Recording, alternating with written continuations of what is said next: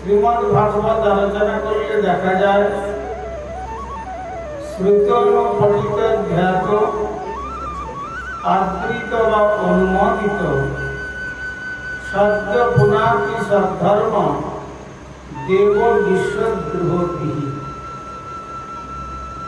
কেউ যদি ভাগবত কথা শ্রবণ করবার জন্য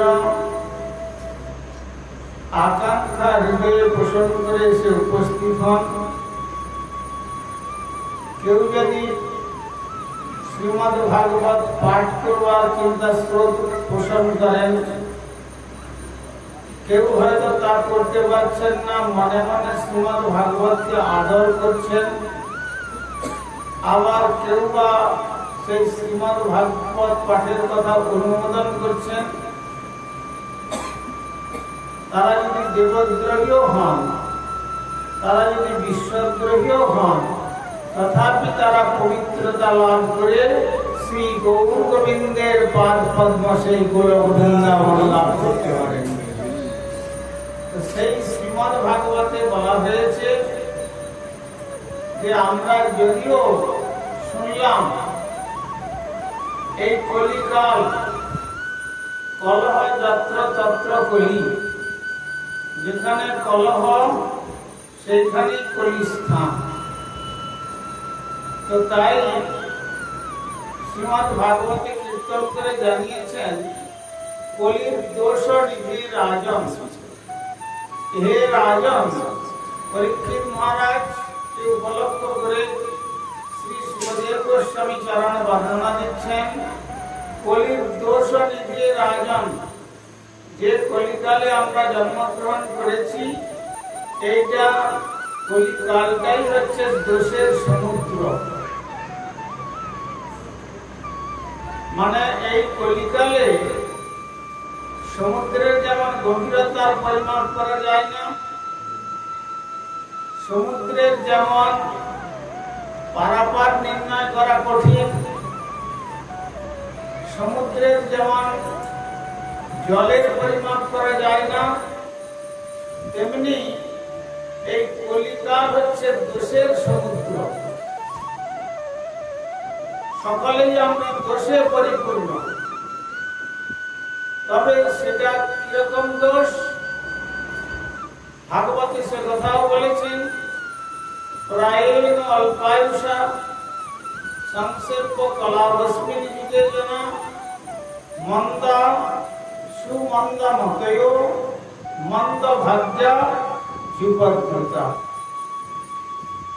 যে কথা আপনারা শুনলেন, সত্য যুগে লক্ষ বৎসর পরমায়ু লাভ করে এক আসনে বসে কমপক্ষে 1 লক্ষ বৎসর ধ্যান করতে পারতেন, আহার নিদ্রা সমস্ত পরিত্যাগ করে। এখানে আপনারা 6টা থেকে বসেছেন, এই 7টার মধ্যে কতবার যে যাতায়াত করছেন, তার মধ্যে আবার কেউ নিদ্রার গলেও ধরে পড়ছেন। তো চিন্তা করে দেখুন, এটা কলির প্রভাব। কেন? যখন শ্রী রামচন্দ্র কুম্ভকর্ণকে হত্যা করলেন, তখন কুম্ভকর্ণের পত্নীর নাম ছিল নিদ্রা। সেই নিদ্রা দেবী বলছেন, প্রভু আপনি তো আমার স্বামীকে মেরে দিয়ে আমাকে বিধবা করে দিলেন, তো আমাকে একটু আপনি চরণে আশ্রয় দেন। তখন বলছেন যে দেখো, তোমার মতো রাক্ষসিনীকে আমার চরণে স্থান হবে না। সে তখন প্রতিজ্ঞা করে বলল, যেমন আপনি আমাকে চরণে স্থান দেবেন না বলছেন, যারা আপনার কথা শুনতে যাবে তাদের মাথায় চেপে আমি নিদ্রা রূপে তাদেরকে এমন মোহিনী করে দেব যে তাদের কানের মধ্যে আর আপনার অমৃতময় বাণী প্রবেশ করবে। সুতরাং এই যারা নিদ্রার মধ্যে ভুলে পড়ছেন, জানবেন যে তারা ওই রাক্ষসিনীর কবলে কবলীকৃত বা কবলীকৃতা। তাই ভগবানের কথা শুনতে গেলে, ভাগবত কথা শুনতে গেলে সত্যের মতো এত ভাবে আমাদের ধৈর্য নাই, এটা একটা দোষ। আর প্রায়ণ অল্পায়ুষ, তারপরে কিনা অলস, আমাদের অলসতা রয়েছে। এই অলসতা আমরা বর্জন করতে পারি না। আর কি মন্দ ভাগ্য, ভাগ্যটাও মন্দ। আর কি না মন্দ মতি। এই আসানসোলের মধ্যে দেখুন না, এই স্থানে কত লোকের বাড়ি, তার মধ্যে কজন এসেছেন যে আচ্ছা সাধুরা ধাম থেকে এসেছে, একটু যাই তো সাধু কথা শ্রবণ করব। কজন এসেছেন? কেন না মতিটা খারাপ। এখানে যদি নেকেড ড্যান্স শুরু হতো তখন দেখতেন যে বাধ্য হয়ে লিখতে হতো হাউসফুল, আর টিকিট নেই, আর ঘরে বসারও জায়গা নেই। কিন্তু ভাগবত কথার যে মানসিকতা, সে মানসিকতার অভাব, মন্দমতি। আর একটা কি দোষ, যে কদিন বেঁচে থাকবে কলিকালের মানুষ, রোগ শোক জরাজীর্ণ কলেবর। তুলসী গাছের পাতা যতই ভগবানের চরণের নিবেদিত হওয়ার উপযুক্ত হোক না কেন, সেই পত্র যদি আপনি তুলে নিয়ে পূজারীর কাছে পৌঁছে দেন, পূজারী আগে দেখবেন যে তুলসী পাতার মধ্যে কোন কীট দংশন করে কেটে ফেলেছে কিনা। খুব সুন্দর সুন্দর সবুজ সবুজ পাতা দেখেও যখন পূজারী দেখবেন যে ওতে কীট দংশন করেছে, তখন ওই মন্দির থেকে ওই পত্রটিকে বাইরে ফেলে দেবে। কেন না এটা পোকা কেটে দিয়েছে, এটা ঠাকুরের সময় লাগবে না। তেমনি আমাদের যে এই রোগরূপী যে কীট, যে জার্ম আমাদের ঢুকে শরীরকে ক্ষতবিক্ষত করছে, এই রোগ শোক জরাজীর্ণ কীট দংষ্ট তুলসীর ন্যায় এও ভগবানের সেবার অযোগ্য। সুতরাং এটা একটা দোষ। আপনি দেখবেন যত আমরা জগৎকে নিজেদের কাছে কত রকম কসমেটিক দিয়ে নিজেদেরকে প্রেজেন্ট করবার চেষ্টা করি না কেন, আমরা জগতের সুন্দর বা সুন্দরী, কিন্তু এই জগতের রিপেয়ারিং সেন্টারগুলোতে গেলে দেখা যায় যে কত আমরা ইনঅ্যাক্টিভ পার্টস নিয়ে আমরা বসে আছি। যেমন সাইকেল রিপেয়ার করতে গেলে সাইকেল রিপেয়ারের দোকানে যেতে হয়, ফোর হুইলার রিপেয়ারিং করতে গেলে সেইখানে যেতে হয়, আবার বড় বড় ট্রাকের জন্য বড় বড় গ্যারেজ রয়েছে রিপেয়ারের জন্য। তেমনি এই যে যন্ত্রটা আমরা পেয়েছি, এই যে গাড়িটা পেয়েছি, এই গাড়িটা রিপেয়ারের জন্য কোথায় যেতে হবে? ওই বড় বড় হাসপাতাল, নার্সিং হোম, এইসব রিপেয়ারিং সেন্টার। সেই সব সেন্টারগুলোতে গেলে আমরা বুঝতে পারবো যে আমরা বাইরের যতই সুন্দর বা সুন্দরী বলে জগতের কাছে প্রেজেন্ট করতে যাই না কেন, ভিতরে কতখানি মানে ইনঅ্যাক্টিভ পার্টস নিয়ে আমরা বসে আছি, যার চিন্তা করতে পারা যায় না। তো এই হচ্ছে কলিকালের অবস্থা। তথাপি শ্রীমান মহাপ্রভু আবির্ভূত হয়ে বললেন যে দেখো, তোমরা এই সমস্ত দোষে দোষদুষ্ট হলেও আমি তোমাদের সত্যযুগের লক্ষ বৎসরের বিনা ধ্যানে যে পরমার্থ, লক্ষ বৎসর ধ্যান করে যে পরমার্থ পেত, তোমাদেরকে আমি সেই পরমার্থ দেব। আর ত্রেতা যুগে 10,000 বৎসর যজ্ঞ করে যে পরমার্থ পেত, মহাপ্রভু বললেন তোমাদের বিনা যজ্ঞে আমি সেই পরমার্থ দেব।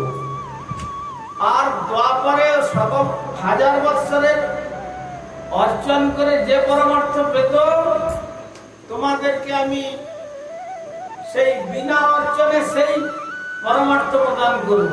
তাহলে কি করতে হবে? মহাপ্রভু বললেন যখন তোমরা মনুষ্য জন্ম পেয়েছ, তাহলে বদন ভরে নিতাই গৌর সুন্দরের পবিত্র নাম কীর্তন করো। সেই সাধ্য সাধন তত্ত্ব যে কিছু সকল হরিনাম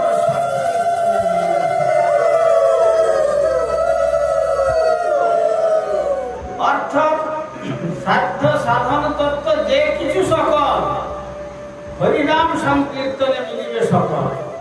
একমাত্র হরিনাম সংকীর্তনের দ্বারা সমস্ত কিছু লাভ হবে।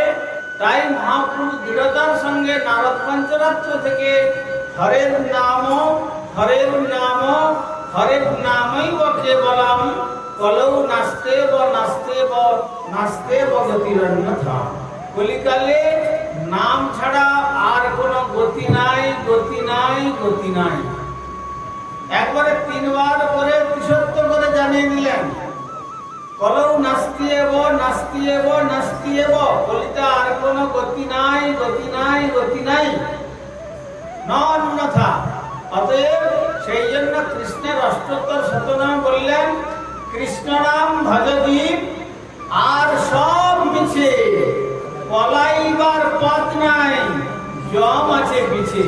সুতরাং যদি এমন কলিকালেও জন্মগ্রহণ করে যদি তুমি মহাপ্রভুর নির্দেশ মতো মহাচরণ আশ্রয় করে শ্রী হরিনাম গ্রহণ করো, তাহলে কলি আপনার কেশাগ্র ভাব পর্যন্ত স্পর্শ করতে পারবে না। এই হরিনাম সাধনার দ্বারা ইহলোক ছাড়িয়ে পরলোক ছাড়িয়ে প্রকৃতির বরাবরে ব্রহ্মাণ্ডের বরাবরে গোলক বৃন্দাবনে হাসতে হাসতে নবজবদঙ্গ শ্রী রাধা গোবিন্দের পাদ পদ্ম লাভ করে আমরা আমাদের এই মনুষ্য জীবনকে ধন্য করতে পারবো, সে বিষয়ে কোনো সন্দেহ নাই।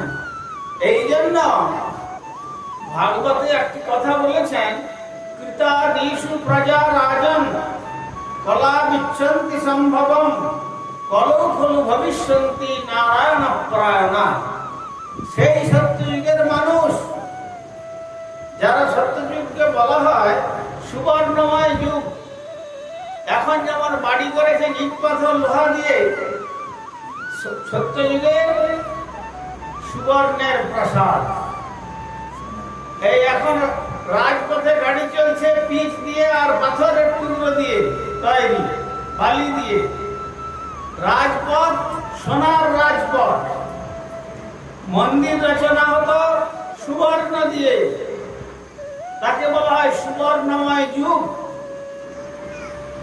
তারপরে যখন এক চরণ পাপ স্পর্শ করল, পাপের কি প্রকার দুর্বার প্রবৃত্তি দেখুন। পরমায়ু 10 ভাগের 9 ভাগ কেটে নিল, 1/10 পেল। কোথায় 1 লক্ষ বৎসর মিনিমাম পরমায়ু। আমরা কার্ত্রবীর্যার্জুনের জীবনে দেখতে পাই তিনি 34 লক্ষ বৎসর পৃথিবীর রাজত্ব করেছিলেন। তো সুতরাং সেই হিসাবে মিনিমাম বলেছেন লক্ষ বৎসর সত্যযুগের পরমায়ু। যেই 1 চরণ 4 চরণ ধর্ম ছিল, 1 চরণ অধর্ম প্রবেশ করার সঙ্গে সঙ্গে 9 ভাগ পরমায়ু চলে গেল। পাপের দ্বারা পরমায়ু বিঘাত, পাপেতে পরমায়ু নষ্ট হয়। তার ফলে কি হলো, 10,000 বৎসরের পরমায়ুতে নেমে গেল। তখন সাধনার পরিবর্তন ঘটিয়ে শাস্ত্র নির্দেশ দিলেন, আর কলির মানুষ ধ্যান করতে পারবে না। দ্বাপরের মানুষ আর ত্রেতার মানুষ আর ধ্যান করতে পারবে না। আর কলির মানুষ তো নয়। কেন দেখুন, গুরুপাদ পদ্ম ত্রিসন্ধ্যা গায়ত্রী মন্ত্র জপ করবার জন্য দিয়েছেন। কতক্ষণ লাগবে? হার্ডলি 10 মিনিট, এর বেশি নয়। সারাদিনে 30 মিনিট সময় লাগবে। যখনই আপনি আসন করে ব্রহ্ম মুহূর্তে স্নান আদি কার্য শেষ করে তিলকাদি করে আচমন করে যখন ধ্যান করতে বসছেন, তখন মনে হবে যে দেখুন ছেলেটা তো এখনো পর্যন্ত উঠলো না, তাকে স্কুলে পাঠাতে হবে। স্ত্রী বলছে, ওগো তুমি যে বসে আছো দেখছো না, বাজার তো কিছু নেই, আর সকালে নিয়ে এসো কিছু বাজার। আর তারপরে বলছে বাড়ির পশুটাকে এখনো পর্যন্ত বাইরে বের করা হলো না। তারপরে বলছে লেবার এসে যাবে, এবারে কাজের একটু যেতে হবে, দেখতে হবে, তদারকি করতে হবে। ঘর তৈরি হচ্ছিল, সেখানে জল দেওয়া হলো না। তারপরে আরো ওই বন্ধুর সঙ্গে কথা বলার কথা ছিল, সেখানে যেতে হবে। Vacant mind is the devil workshop. শূন্য মন শয়তানের কর্মস্থল, এ কলির দশা। তো তাই ত্রেতা যুগেও ওই রকম কিছুটা চঞ্চলতা এসেছিল। তাই শাস্ত্র জানিয়ে দিলেন বেদব্যাস, নাস্তি এব ধ্যান। এখানে ত্রেতা যুগে আর ধ্যান হবে না।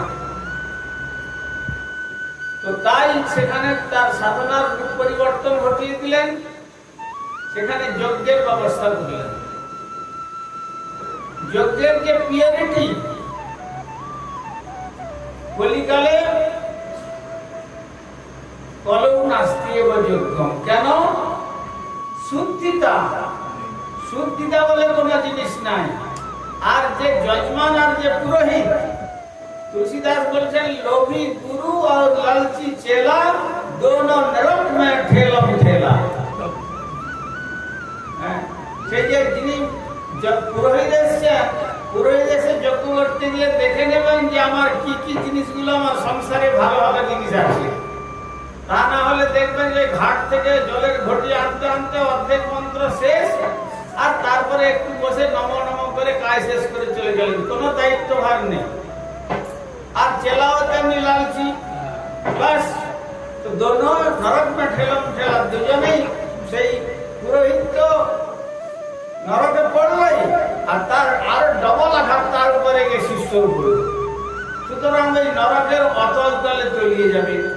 আর এক কথায় কলিকালে বলতে গেলে হাইব্রিড ওয়ার, বর্ণ সংকরেতে জগৎ পূর্ণ হয়ে গেছে।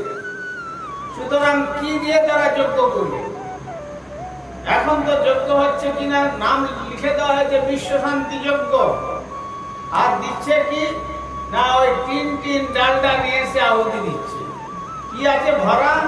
সেখানে গোবর ঘিটের তো কোনো কথাই নাই, সেখানে কেবল চর্বিতেই পরিপূর্ণ। তো এইসব চর্বি আগুনে জ্বালিয়ে কি আর দেবতাদের মধ্যে কনিষ্ঠ যে অগ্নিদেব, তাকে সন্তুষ্ট করা যাবে না? তিনি এই সমস্ত নিয়ে দেবতাদের বহন করে দেবেন। সুতরাং কলৌ নাস্তি এব যজ্ঞম। তারপরে যখন এখানে ত্রেতা যুগের এই সাধনা চলে গেল, তখন আবার যখন দ্বাপর যুগ আসলো, তখন 2 চরণ ধর্ম 2 চরণ অধর্ম এসে গেল। তখন দেখুন আরো 10 ভাগের 9 ভাগ কেটে গেল, পরমায়ু হয়ে গেল 1000 বর্ষ। আচ্ছা, তারপরে শাস্ত্রে নির্দেশ দিলেন যে না, আর যজ্ঞ করে ভগবানকে পাওয়া যাবে না। এবারে শাস্ত্রের নির্দেশ হলো অর্চন করে ভগবানকে পাওয়া যাবে। তো ওখানে কিরকম ভাবে অর্চন করবেন? অর্চন করতে গেলে শালগ্রাম শিলাকে ধরে স্নান করাতে গেলে যদি সামান্যটুকু মনের মধ্যে পাথর বুদ্ধি এসে যায়, অর্চে বিষ্ণু শিলাধি, বিষ্ণু নারায়ণ শিলাকে যদি সামান্য পাথর বুদ্ধি এসে যায়, রাধারানীকে দর্শন করে যদি সামান্য চিত্তের মধ্যে ভাবান্তর এসে যায়, কৃষ্ণকে দর্শন করে যদি মনে হয় যে ওই বাড়ির ছেলেটির মতো, ওই কালো পাথরের কষ্টিক প্রস্তরের মূর্তি, মহাপ্রভুকে দর্শন করে যদি মনে হয় যে দারু নির্মিত কাঠের, সর্বনাশ হয়ে গেল। অর্চে বিষ্ণু শিলাধি পুরুষ নরমতি পাদতীর্থে অম্বুপতি শ্লোকের শেষে বললেন স্বনারকী, নরকের অতল তলে চলে যাবে। তো সেটা কলির মানুষের সে যোগ্যতার অভাব। তাহলে কলির মানুষ কি তাহলে অর্জন করতে গেলে তো আপাত দৃষ্টিতে দেখতে গেলে তো শালগ্রামের শিলা, তাহলে কি জানবে? একটু সকালে এইটুকু সময় একটু মনটা তুলে নিয়ে বৃন্দাবনে চলুন, গোপাল ভট্ট গোস্বামী শ্রী মন্দিরের কথা চিন্তা করুন। যারা শ্রীধাম বৃন্দাবনে গিয়েছেন তারা বুঝতে পারবেন। সেখানে যখন এই ঝুলন জন্মাষ্টমী যে হয়ে গেল, ঝুলন জন্মাষ্টমীর পূর্বে পাঞ্জাব প্রদেশ থেকে পাঞ্জাব যে সমস্ত বড় বড় লরি বস্ত্র অলঙ্কারাদি নিয়ে শেখরা এসে সমস্ত মন্দিরে মন্দিরে দান করে করে চলেছেন। তো প্রথমেই শুনলেন যে গোপাল ভট্ট গোস্বামীর খুব বিখ্যাত মন্দির, খুব জাগ্রত দেবতা, সেই মন্দিরে আমরা প্রথম দান করব। শেখরা এসে বলছে, गोसाई जी आपका ठाकुर जी का नाम बताइए, क्यों ना झूला जन्माष्टमी महोत्सव आ रहा है, तो इस महोत्सव के लिए हम लोग वस्त्र और आभूषण लाया हूँ, आपका मंदिर में पहले देंगे, देने के बाद और दूसरा मंदिर में पर्व दे जाएंगे। तो इस बात को सुनकर गोपाल भट्ट जी ने रोने लगा। तो सेठ जी ने पूछा, बाबा आप रोते क्यों? ना हमारा ठाकुर जी का क्या नाम बताऊं, हमारे ठाकुर जी तो सालग्राम है। सालग्राम का सोना और जगना दोनों बराबर माना गया है। चरण में एक तो तुलसी दिया जाता है, सिर में एक तो तुलसी चढ़ाया जाता है। तो क्या नाम बताऊं और क्या झिलन करेंगे, हमारा क्या बोलने का कुछ बात ही नहीं आता है। तो तब ठीक है बाबा, आप चिंता मत कीजिए, हम लोग दूसरा मंदिर में चला जाता हूँ।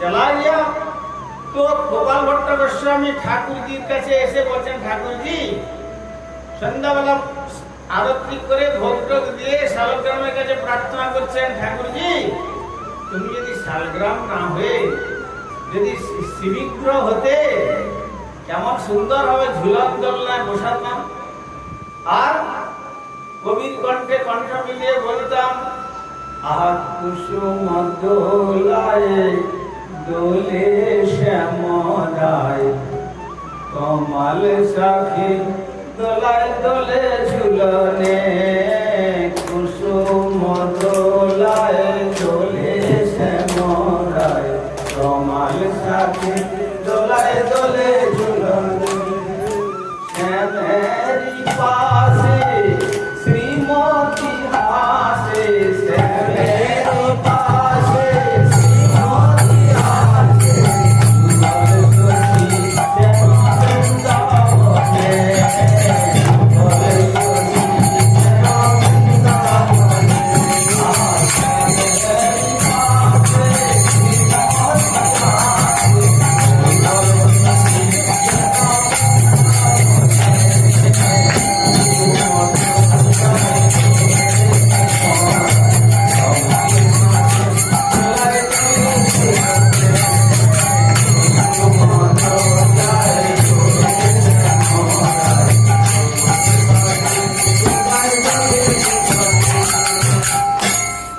প্রাণ ভরে তোমাকে ঝুলন দোলনায় বসিয়ে কেমন ঝুলন করতাম।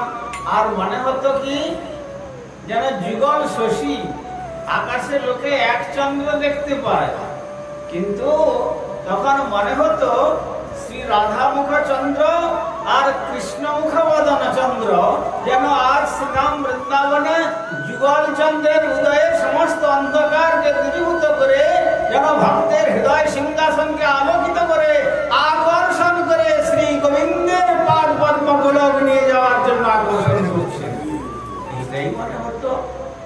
আর কিন্তু ঠাকুর তুমি তো আমার শালগ্রাম, তো আর তোমাকে আমি কি বলবো, এই বলে ভোগ টোগ দিয়ে মন্দিরে শয়ন দিয়ে বাইরে এসে আর তিনি বসে বসে ঠাকুরের নাম করছেন। আর নাম করতে করতে ভক্তের মনের এই বাঞ্ছা, ভক্তের মনোবাসনা তো ভগবান পূর্ণ করেন। শেষ রাত্রিতে নাম করতে করতে একটু তন্দ্রা হলো, যেই তন্দ্রা হলো অমনি সেই বিগ্রহ শালগ্রাম, শালগ্রাম বলছেন গোপাল ভট্ট তুমি কোনো চিন্তা করো না, তোমার মনোবাসনা পূর্ণ করবার জন্য আমি আর শালগ্রাম রূপে থাকলাম না, শালগ্রাম বিদীর্ণ করে অতি মনোরম শ্রী শ্রী রাধারমণ বিগ্রহ নিজেকে আত্মপ্রকট করলাম। আজও বৃন্দাবনে গেলে দেখবেন যেমন ছোলা অঙ্কুরিত হয়ে দুটো পাট যেমন পৃথক হয় আর অঙ্কুর উঠে যায়, তেমনি শালগ্রাম বিদীর্ণ হয়ে শ্রী রাধারমণ বিগ্রহের পশ্চাৎ দেশে লেগে আছেন। আর কি সুন্দর মনোরম বিগ্রহ, এইটুকু শালগ্রাম আর এত সুন্দর চিত্তাকর্ষী বিগ্রহ দর্শন করলে আর নাম যেতে পারবেন না। এত রূপের সমুদ্র নিয়ে তিনি সেখানে নিজেকে প্রকট করেছেন। ইনি হচ্ছেন ভগবান শ্রীবিগ্রহ, তুমি সাক্ষাৎ ব্রজেন্দ্র নন্দন।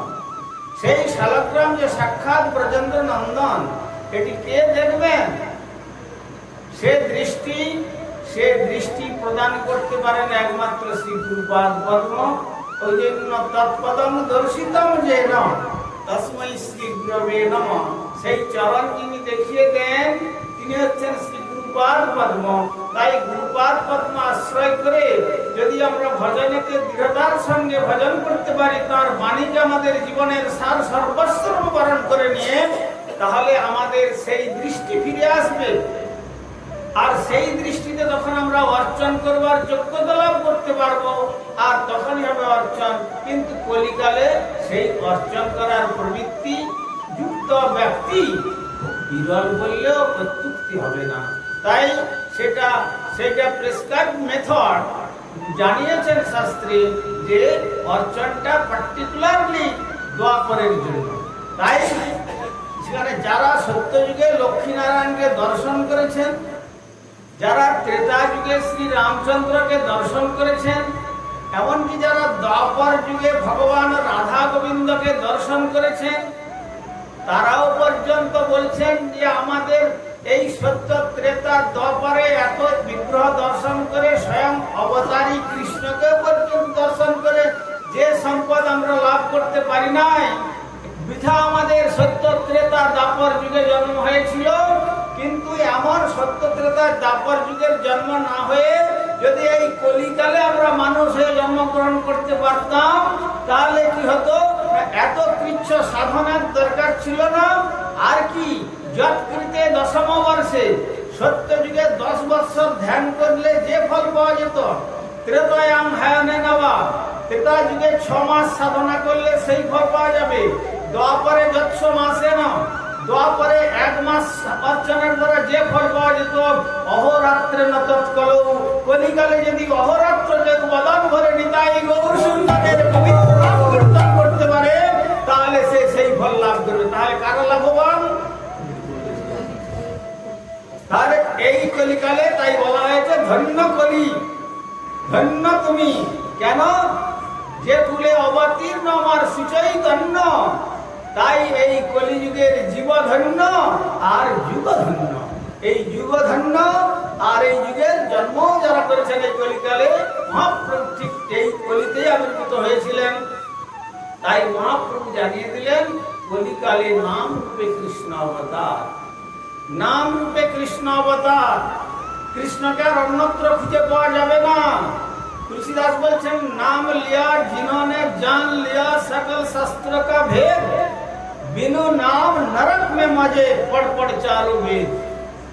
আপনি বেদ বেদান্ত উপনিষদ ভাগবত গীতা পুরাণ সব কণ্ঠস্থ করুন, কিন্তু যদি মহাচরণ থেকে হরিনাম গ্রহণ না করেন, তাহলে আপনাকে নরক থেকে কেউ নিস্তার করতে পারবে না। তাই পুনরায় বলছেন কৃষ্ণ নাম ভজ জীব, আর সব মিছে পলাইতে পদ নাই যম আছে পিছে। তাহলে তাই যমরাজ বলেছিলেন জিহান ভক্তিম ভগবত গুরু নাম ধ্যেয়ম চেতস্য ন স্মরণাৎ তচ্চরণারবিন্দম কৃষ্ণায় ন নমতি যৎ শিরে একদাপি তানানয়দ্যম শতকৃত বিষ্ণুকৃত্বা। যখন সেই যমদূতগণ অজামিলকে নিতে এসেছিলেন, তারপর বিষ্ণুদূতগণের সঙ্গে যখন বিবাদ হলো, ফিরে গিয়ে যখন বললেন মহারাজ আমরা জানতাম যে এই দণ্ডমুণ্ডের একমাত্র শাসনকর্তা আপনি, তাই আপনার সেবক রূপে আমরা 3 জন গিয়েছিলাম, কিন্তু আজ একটু নতুন কিছু দেখলাম। কি দেখেছ? এইরকম যখন এই মহাপাপী অজামিলে নিতে গেলাম, তখন দেখা গেল 4 জন, যারা সকালে শঙ্খ চক্র গদাপদ্ম এবং পীতবসন পরিধান করছেন, কিরীট কুণ্ডল আদি ধারিত এবং অনন্ত অলঙ্কারে বিভূষিত। তাদের অঙ্গে এক একজনের অঙ্গের কান্তি মনে হচ্ছে না শত সূর্যের অঙ্গের জ্যোতিকে আরো উদ্ভাসিত করে যাচ্ছে। সর্বনাশ! কি করেছে তাদের সঙ্গে? আমরা তাদের সঙ্গে তর্ক করেছিলাম, কিন্তু আমরা তর্কেতে হেরে গেছি। তর্ক করেছ? তাদেরকে তো আমি তোমাদের কি শিক্ষা দিয়েছিলাম? প্রথম কাদের আনতে বলেছিলাম আমার এখানে, আমার তুমি ভুলে গেছো? যখন ভুলে গেছো আবার শুনে নাও। যারা দুর্লভ মনুষ্য জন্ম লাভ করে 84 লক্ষ জীবন পরিভ্রমণ করে এমন দুর্লভ মনুষ্য জন্ম লাভ করলো, তাদের জিহ্বাতে যারা একবার ভগবান শ্রীকৃষ্ণের নাম মহাচরণ আশ্রয় করে গ্রহণ করলো না, জিহ্বা ভক্তিং ভগবত গুণ নাম ধ্যেয়ম চেতস্য তচ্চরণারবিন্দম, চিত্তেতে একবারও তদ্বস্তু যে ভগবান শ্রী গোবিন্দ তার চরণ চিন্তা করলো না, কৃষ্ণায় নমতি যৎ শিরে কদাপি, ভগবানের মন্দিরে গিয়ে একটু মাথাটাকে একবার নত করলো না, গাছের মতো দাঁড়িয়ে থাকলো, তা না নয়দ্যম শতাকৃত বিষ্ণুকৃত্বা। সেই অসৎ অকৃতজ্ঞ যারা কৃষ্ণের সমস্ত অ্যাডভান্টেজ ভোগ করছে, এখানে ইলেকট্রিক জ্বলছে, ইলেকট্রিকের বিল যদি 1 মাস না দেন, তারপরের দিন এসে আপনার মিটারটাকে লাইন কেটে দেবে, কাট আউট করে দেবে। তো ভগবান সূর্য নারায়ণ কত লাইট দিচ্ছেন এই জগতে, চিন্তা করুন তো, কোনো বিল দিতে হচ্ছে? কিন্তু ভগবানের দান আমাদেরকে বাঁচার জন্য। সূর্য যদি 1 মাস উদয় না হয় তাহলে মানুষ বাঁচতে পারবে না। আচ্ছা দেখুন, ও অসুস্থ হয়েছেন, অক্সিজেনের সিলিন্ডারটা একটুখানি লাগাতে হবে, ডাক্তার নিয়ে এসে আগে তার ফিসটা দিয়ে এসে টাকা দিয়ে অক্সিজেন সিলিন্ডার নিয়ে এসে তারপরে তার ব্যবস্থা করা হচ্ছে। এই ধারের মধ্যে কত হাজার কোটি গ্যালন অক্সিজেন দিয়েছেন ফ্রি, তার কোনো মূল্য দিচ্ছেন আপনারা? আমরা কেউ দিচ্ছি? ভগবান এত সুন্দর ব্যবস্থা করে রেখেছেন। জল জীবস্য জীবন, জলটা হচ্ছে জীবের জীবন। জলকে পৃথিবীকে ভগবান 3 ভাগ জলে ভরে দিয়েছেন, 1 ভাগ স্থলে। সেই জলের জন্য কোনো বিল আসছে? কোনো বিল দিচ্ছেন? তো সব অ্যাডভান্টেজ গুলো নিচ্ছেন। আর জীবগুলো যেভাবে বেঁচে থাকবে তার জন্য কত সুন্দর পৃথিবীকে সুজলা সুফলা শস্য শ্যামলাতে পরিপূর্ণ করে দিয়েছেন। কিভাবে আমরা বেঁচে থাকবো, এমনকি জন্মানোর সময়তে মায়ের গর্ভে যখন আমাদের স্থান হয়েছে তখন আমরা কিভাবে আহার করব না করব, সেখানে এমন একটা মেশিন সেট করে দিয়েছেন নাভির সঙ্গে, দেখুন মায়ের হৃদয়ের সঙ্গে, সেখানে গিয়ে সন্তান আস্তে আস্তে আস্তে আস্তে গ্রোথ হচ্ছে। সে মেশিন অন্য কোনো ল্যাবরেটরিতে খুঁজে পাওয়া যাবে না। আবার যখন জন্মগ্রহণ করলো তখন দেখুন, তখন জগতের কোনো জিনিস মানুষ সে বাচ্চা খেতে পারবে না। এই যারা এবার ভিপি করে মাতৃদুগ্ধের সঞ্চার করে দিয়েছেন, তুমি প্রাণ ভরে ভোজন করো। তো এত কৃপা করে ভগবান যখন আমাদের সৃষ্টি করে জগতে পাঠিয়েছেন, আমরা এত অকৃতজ্ঞ। তাই বললেন, জগতের পিতা কৃষ্ণ যে না ভজে বাপ, পিতৃদ্রোহী পাতকীর জন্ম জন্মতা। তাই জগৎ পিতা তিনি, আমরা তার শ্রেণবন্ধু বিশ্বমিত্র পুত্র, আমরা সেই তারই সন্তান। তো সন্তান হয়ে যদি পিতা মাতাকে অনাদর করি, এর থেকে পিতা মাতার আর কষ্টের কিছু থাকে না। আজকাল দুঃখের বিষয়, যদি পিতা মাতার প্রতি আমাদের ভক্তি থাকতো তাহলে ওই কি বলে বৃদ্ধাশ্রম গুলো আর তৈরি হতো না। এখন বলছে, দেখো বাবা মা, তোমরা এখন বয়স হয়েছে, চলো বরং একটা শান্তির জায়গায় রেখে আসি। কোথায়? বৃদ্ধাশ্রম। ভাবো, every action must have opposite equal reaction. তুমি যেমন তোমার পিতা মাতাকে বৃদ্ধাশ্রমে স্থান দিচ্ছ, তোমার পুত্র কন্যাও তোমাকে তোমার বার্ধক্য বয়সে তোমাকেও বৃদ্ধাশ্রমে স্থান দিবে। তারা তোমাকে ফলো করবে তারা। সুতরাং এর থেকে নিস্তার লাভের জন্য আমরা অকৃতজ্ঞ না হয়ে যদি ভগবান শ্রীকৃষ্ণের পাদপদ্ম আরাধনা করি, এত সব ছাড়ি আর বর্ণাশ্রম ধর্ম ঐকান্তিক হইয়া লয় কৃষ্ণৈক শরণ, একমাত্র সমস্ত বর্ণাশ্রম ধর্ম বর্জন করে, যে কথা ভগবান গম্ভীর স্বরে গীতাতে জানিয়েছেন, সর্বধর্মান পরিত্যজ্য মাম একম শরণং ব্রজ অহং ত্বং সর্বপাপেভ্যো মোক্ষয়িষ্যামি মা শুচ। তুমি সমস্ত ধর্ম পরিত্যাগ করো, দেহ ধর্ম মনোধর্ম সব পরিত্যাগ করো, করে মাম একম শরণং ব্রজ, আমাকে এক জায়গায় শরণাপন্ন হও। পজিটিভ ডিক্লারেশন দিচ্ছেন, অহং ত্বং সর্বপাপেভ্যো মোক্ষয়িষ্যামি, আমি তোমাকে সমস্ত পাপ থেকে মুক্ত করে দেব, মা শুচ, কোনো শোক করো না। এত বড় প্রতিজ্ঞা আর কোনো অবতার দেননি। সুতরাং সেই সুযোগ লাভ করেও যারা আমরা সেই সুযোগের সদ্ব্যবহার করতে পারলাম না, এমন দুর্লভ মনুষ্য জন্ম পেয়ে, তাই বলছেন, দুর্লভ মানব জন্ম লোভিয়া সংসারে, কৃষ্ণ না ভজিনু দুঃখ বলিব কাহারি। এইটাই সব থেকে দুঃখের বিষয়। তাই যারা এই আমাদের শিল পর্যটক গোস্বামী মহারাজের মতো এমন মহাত্মার নিকট চরণাশ্রয় করবার সৌভাগ্য প্রাপ্ত হয়েছিলেন, তারা আমি বলবো মায়েরা সৌভাগ্যবতী এবং সৌভাগ্যবান, সে বিষয়ে কোনো সংশয় নাই। তারা একদিন না একদিন যে গোলক বৃন্দাবনে রাধা গোবিন্দের পাদপদ্ম লাভ করবেন, সে বিষয়ে কোনো সংশয় নাই। তাই বাকি যারা এখনো পর্যন্ত নামাশ্রয় করতে পারেননি, তারা মহাচরণ আশ্রয় করে হরিভজন করুন। এই জগৎ ছেড়ে চলে আমাদের সকলকে যেতে হবে। This cosmic manifestation is the temporary and transitory. There is no permanency at all. সুতরাং এখানে নিত্যতা বলে কোনো জিনিস নাই, অনিত্য। এই মর্ত্য জগৎ আমরা সকলেই মরবার জন্য এসেছি, মরতে আমাদের সকলকেই হবে। কিন্তু কি নিয়ে যাবেন? কিছু পারবেন? প্রভিডেন্ট ফান্ড, ব্যাংক ব্যালেন্স, বাড়ি গাড়ি যা কিছু করেছেন সব এই জগতে থেকে যাবে, কিন্তু কিছুই নিয়ে যেতে পারবেন না। তাই আমাদের বললেন, তুলসীদাস বলেছিলেন, তুলসী जब जग में आयो, जब हासे तुम रोयो, ऐसा करने कर चलो कि तुम हासो जग हो। जब তুমি এসেছিলে এক ধরা ধামেতে, কেঁদেছিলে তুমি, হেসেছিল সবে, এমন জনম তুমি করিবে সাধন, মরণে হাসিবে তুমি, রাখিবে ভুবন। সুতরাং তুমি যখন জন্মগ্রহণ করেছিলে, এরা এত স্বার্থপর, তোমাকে কাঁদিয়ে এরা হেসেছিল, তুমি তোমার জীবন যে পেয়েছ, তুমি সাধন করে এমন ভাবে তোমার জীবনকে উৎসর্গীকৃত করো, হাসতে হাসতে গৌর গোবিন্দের পাদ পদ্ম গোলক বৃন্দাবন লাভ করতে পারবে। আর যারা যেতে পারলো না, তখন তারা তোমার জন্য সুযোগ বিসর্জন। তাই যেতে যখন হবে, কি নিয়ে যাবেন সঙ্গে? ঈশ্বরের অনুধ্যান নিয়ে। তাই শ্রীমদ মহাপ্রভু জানিয়েছেন, হরে কৃষ্ণ কৃষ্ণ কৃষ্ণ হরে হরে, হরে রাম রাম রাম হরে হরে। প্রভু কহিলাম, এই মহামন্ত্র ইহা জপ গিয়া সবে করিয়া নির্বন্ধ, ইহা হইতে সর্বসিদ্ধি হইবে সবার, সর্বক্ষণ বলইতে বিধি নাহি আর। কি শয়নে, কি ভোজনে, কিংবা জাগরণে, অহর্নিশ চিন্ত কৃষ্ণ বলহ বদনে, হরিনাম বিনা কলিকালে নাহি আর ধর্ম, সর্বমন্ত্র সার নাম এই শাস্ত্র মর্ম। অন্যথা যে মানে তার নাহি নিস্তার, নাহি নাহি নাহি এই মুক্তি অবকার। ডাক্তার লাগে হরের নাম মুক্তি 3 বার, জড়লোক বুঝাইতে পুনঃ অবকার। কেবল শব্দে পুনর্বিনিশ্চয়করণ, জ্ঞান যোগ তপ আদি কর্ম নিবারণ। অন্যথা যে মানে তার নাহি নিস্তার, নাহি নাহি নাহি এই মুক্তি অবকার।